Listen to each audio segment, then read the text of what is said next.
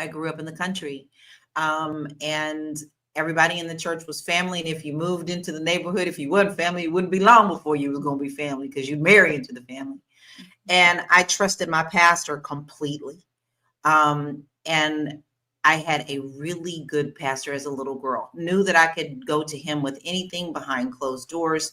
And it would never leave that office. And I knew that I was in safe hands. All that changed when I got older and that pastor had retired.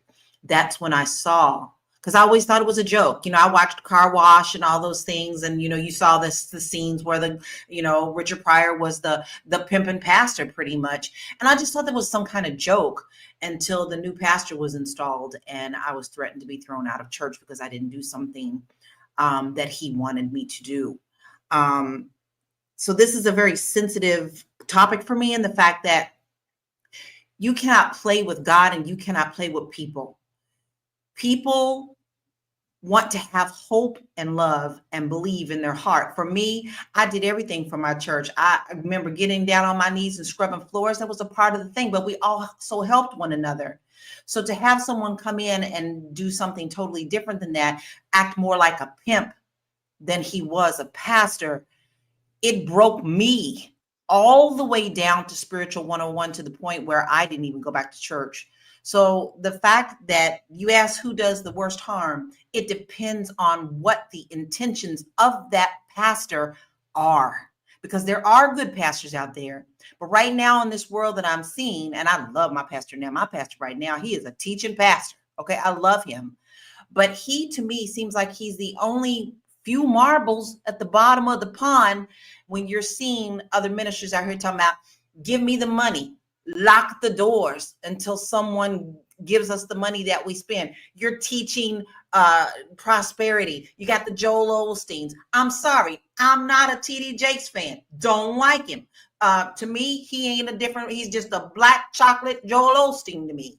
So I have a problem with the fact that, it starts in the church, because we usually all start a church. That's your first part with religion, but then everybody else tacks off of what the pastor does. If the pastor's not doing right, then of course you got justification for the pimps and everything else to come in and take that word. You're right about that.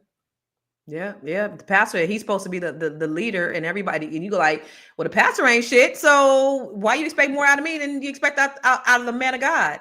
Well, the problem is when people also, and I'm sorry, I don't mean to take up so much time, but the problem is when you have people that still believe, even though the pastor is doing wrong because they haven't done the research. Dr. Lene, you're totally right. You haven't read your Bible. You don't know what's right or wrong. Center themselves around the wrong. I had people who I love very much because of this tell me, just tell them you're sorry. Tell them you're sorry? No, I will not. And so by then I was over it. And to have someone strip that from you, and it wasn't my faith in God. I had to learn that God and church don't necessarily always go hand in hand. They think it do. But we'll talk more about that when we come back from the break, because I want to get your opinion, Dr. Alicia, on why you think the pastor. We'll come back. Woo! It's a good show right here. But I'm biased. If you are just tuning in, you are watching Fly Nubian Money, where we help you master your mindset and maximize your money. My name is Tiara Williams.